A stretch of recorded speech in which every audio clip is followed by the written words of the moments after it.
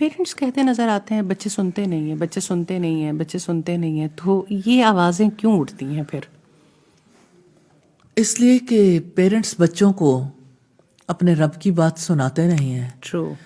جب وہ بچپن سے انہیں رب کی باتیں نہیں بتاتے، اپنی مرضی کی باتیں بتاتے، تو پھر بچے کے اندر اپنی میں پروان چڑھتی ہے نا. تو جب بچے کی میں بڑی ہو جاتی ہے تو وہ بھی اپنی مرضی کی باتیں سنتے اور اپنی مرضی کے کام کرتے ہیں. تو بچوں کو اگر خدا پرست بنائیں گے تو خدا پرستی میں ایک اللہ کی پوجا کرتے ہوئے، ایک اللہ کا حکم مانتے ہوئے، تو وہ والدین کی اطاعت بھی کریں گے، ان کے خدمت گزار بھی بنیں گے. لیکن جس وقت والدین اپنے نظریے پہ چلانا چاہتے ہیں، اپنی مرضی پہ چلانا چاہتے ہیں، اپنی مرضی سے زندہ رہنا سکھاتے ہیں، تو بچہ پھر بڑا ہوتا ہے تو وہ اپنی مرضی کرتا ہے. بالکل ایسے ہی. اور ہم پہلے بھی اس پہ بات کر چکے، اور یہ بڑی امپورٹنٹ بات ہے کہ اللہ سبحانہ تعالیٰ نے ابلیس کی عبادت گزاریوں کی وجہ سے فرشتوں میں جگہ دی تھی، حالانکہ وہ جن تھا. جب اللہ تعالیٰ نے آسمانوں پر یہ حکم دیا تھا کہ آدم کو سجدہ کرو، سب نے سجدہ کیا، لیکن ابلیس نکل گیا.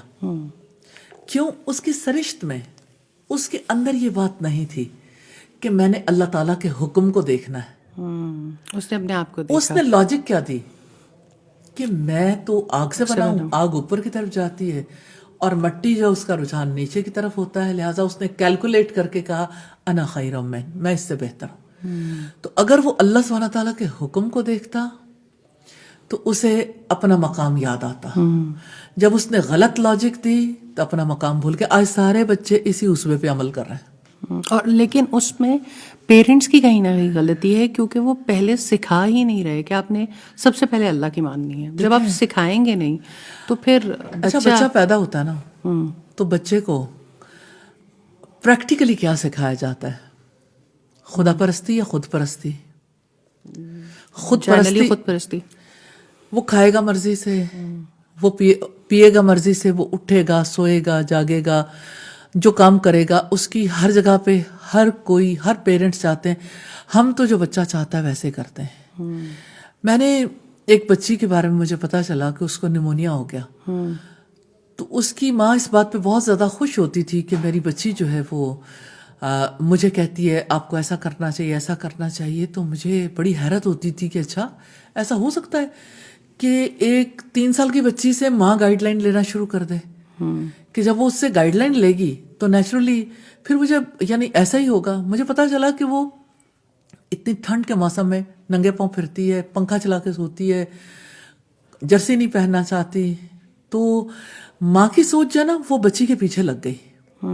تو اس نے الاؤ کر دیا پنکھا چلانا بھی، ٹھنڈ میں پھرنا بھی، اور باقی بھی، کیونکہ وہ اپنی بچی کو سمجھتی ہے کہ ایک یہ بہت وائز ہے. اب اس نے یہ نہیں سوچا کہ اسٹینڈرڈز پہ بھی اس کا وزڈم پورا اترتا ہے یا نہیں اترتا.